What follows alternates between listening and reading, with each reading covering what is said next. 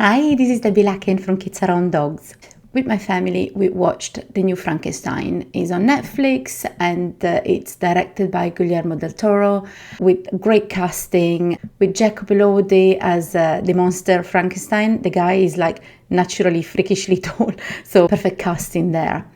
Then we have Mia Goth as Elizabeth, the perfect surname for anything Goth related, so the woman had to get the part for sure. And then there is Oscar Isaac as Victor Frankenstein. Again, I thought it was greatly casted. The guy is brilliant. A couple of disclaimers before I go into this topic of Frankenstein versus dogs kind of thing. The first one is that I haven't read the book. I actually haven't read the original book of Mary Shelley. She is buried here in Bournemouth. I live in Poole, really close to Bournemouth, literally the city next to it. She's buried at St. Peter's Church in the middle of Bournemouth, but I haven't even visited her grave. Although I must say that after watching Frankenstein, both Molly and I are keen now to go and visit it.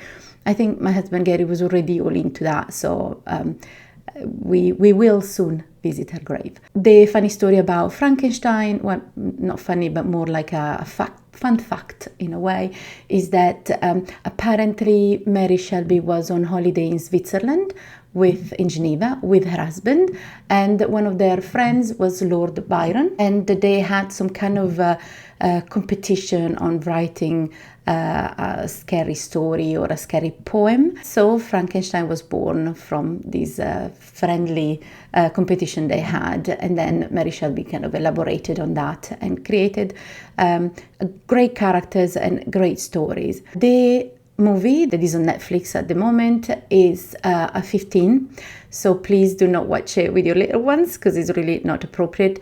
Language is completely fine. It's based in the 1800s, and I mean, when you normally watch these kind of things, language is quite polite, but there are some very gory parts that I didn't like watching. And Molly's 14 now. She did watch the movie with us. She's quite good in things like this, and she doesn't get scared that easily, but the gory bits we both went ugh, and we kind of looked away. There is also just one scene of nudity, and again we kind of avoided that part. Apart from that though, it was fine to watch with a 14-year-old who is quite right with things like this. For instance, we watched together the Vampire Diaries with also the originals and Legacy, and there is some blood there, and she was completely fine with all that stuff. Having said that, right, okay, it's a 15, so don't watch it with the little ones. I haven't read the book. Admittedly, I am sure is a masterpiece, and I will get to it eventually one day. I therefore watched this movie without knowing how close it is to the book, how much has been changed to adapt for the screen. So forgive me if I did find it a good movie, but maybe it's not faithful enough to the book, that I do not know. To kind of go back to the root of this video today, is not so much why or how Frankenstein is, this version of Frankenstein is connected, related, faithful to the book, but is the story in itself. And it's, from what I understand, it does still keep that meaning. When I was watching it, what I could see was that this man, Victor Frankenstein, created this person, this monster, they call it in the whole movie. It was created from parts from other people, from dead people. Frankenstein cut other people, is gross, that's the gory part, and creates another being. When he does that, he's done it as a scientist, as a doctor and everything, and he's a bit of a mad science, if you like, but he does it to, I feel, in the story, he does it to show that death can be won, can be something of the past in a way. We can defeat death and all that. He creates these monsters. He's very proud of it at first. He goes, oh my God, he's alive, all that stuff. And he can speak, right? He teaches him, my name is Victor, and the monster goes, Victor. And all he can say for a while is just Victor. That's all he says. there is some grunting and all that, and that's it. Quite shortly after creating the monster, Victor takes him to kind of like a dungeon kind of thing, and chains him down there and just visit him sometimes to train him, if you like, to teach him to speak, teach him about life. But those teachings are horrible. He mistreats the monster, he uses punishment, he's harsh with him, and it's just not nice, to a point that the monster is scared of Victor. It does show. Well, at first the monster wanted a connection with him and some affection. It's obvious that afterwards he's actually scared of him, doesn't like him anymore as he did before. Throughout the story, Victor is in love with his younger brother, wife-to-be, Elizabeth. At one point, Elizabeth and the brother visit Victor. So when they're there, Elizabeth hears the monster calling the name, or I think she hears him anyway. So she follows the sound and finds the monster chained to what is quite possibly like a dungeon kind of thing. She befriends him. She realizes that actually the monster is really sweet, really kind. She teaches him her name with love and kindness, and gives him even kind of, she takes her gloves off, but actually leaves them there. It sounds like it's almost like a gift to him, give him some clothes, because he doesn't have any. He has just some bandages to cover private parts as such. So then she goes upstairs and tells Victor, who is the man in your dungeon? Who is he? And he reveals that he created the monster, and he says, he's a danger to us, to himself, and that's why he's there. She sees him as a sweet, friendly man, whilst Victor sees him already as something he created, something quite possibly disposable, something to be feared. At one point, Elizabeth points out how the monster is chained down there and everything. He has no freedom.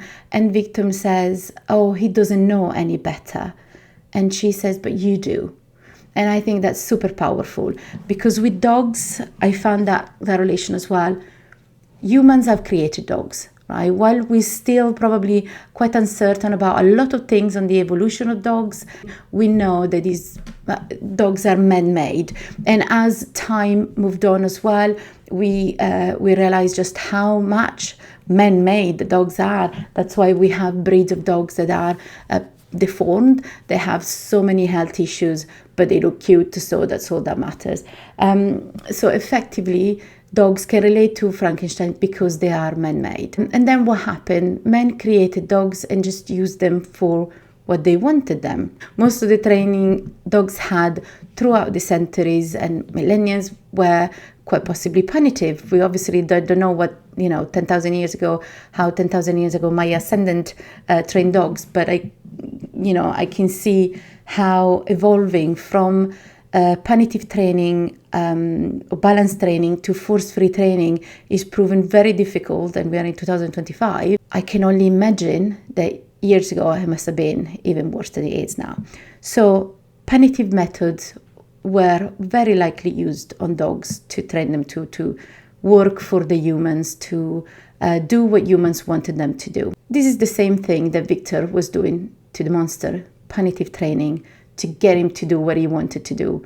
There was no waiting, there was no patience, there was no understanding on the fact that this creature that the man created might have needed, first of all, a different approach to training. Second, a different understanding. Things might have been really difficult for the monster to understand. They might have needed, a different way of teaching. But Victor did not care for it. When then instead we see the change, because then not only Elizabeth treats him with kindness, and with kindness she teaches him her name, he learns it. He learned nothing else for ages, just Victor, Victor, Victor, who Victor taught him with kindness.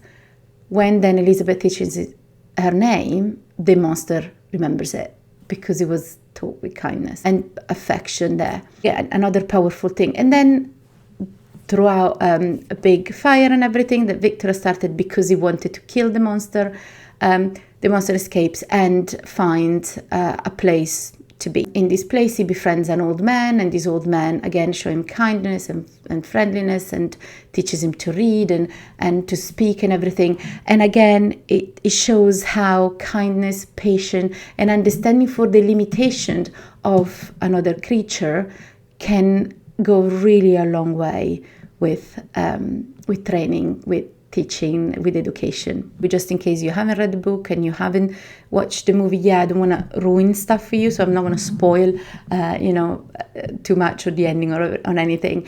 But the monster is quite angry with Victor, trying to find him, and he finds also Elizabeth again, and again Elizabeth really gives everything that she can to protect the monster. Victor accuses him of being a horrible person, a horrible creature. He needs to be put down. The worst thing that you could imagine, he had accused him of. Towards the end, there's also kind of the beginning, the monster is looking for Victor, and he surely has intention of hurting him, so much so that he gets to hurt other people to get to Victor. While I don't want to spoil the ending, a little bit of a spoiler there will be, so sorry, but ultimately the monster forgives Victor, and maybe the legend goes that he's still around. I don't know, and it seems to kind of makes you think that actually he may still be amongst us, unable to die. A lesson that we can possibly learn from this movie and from dogs, especially now that we see so many XL bullies being judged and so many other breeds of dogs being judged because of the way they look. Frankenstein is a reminder of how we shouldn't judge a book by its cover, because bless him, it did look quite a scary character, but actually it turned out to be the good one. It turned out to be the one with the kind heart, the one that wants to help others, the one that wants to do things to be accepted. Ultimately, what he's looking for is a friend, someone that he could maybe chat with, they can live with, they could love, and they could feel love from. And I really do think that that's what ultimately dogs want to do as well. The times that our dogs have caused harm, and they have been, I'm not in denial of that, and they are capable, of course, of causing a lot of harm. And times again, we have seen that those accidents, those injuries, those fatalities have happened because of things that we humans have overlooked, like their body language, their environment, their health, their nutrition, their training, their education, everything around them. We have overlooked those things. And we have just assumed that dogs will just get on with it. They will have to learn, and if they don't, tough. We might pay some consequences, and sometimes really, really harshly, but the dog always pay the ultimate price. When I was watching Frankenstein with my family, I kept thinking, oh my gosh, this could be any dog story out there, really, of misunderstood dogs, overlooking what they can do, what they know how to do, and who they are, to expect too much from them in a world that is definitely not designed for dogs. And yet, here we are, always expecting too much, not only from dogs, actually, from kids too, especially when it comes to neurodivergent children. I found that this world is really not designed for them, and yet they're the ones that have to work at it every single day to be part of it. And it's so unfair.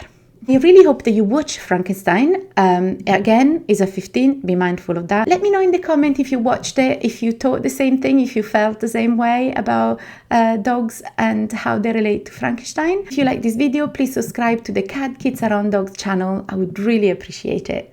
Thank you. See you next time. Bye bye. Kids around dogs, we're gonna make it okay.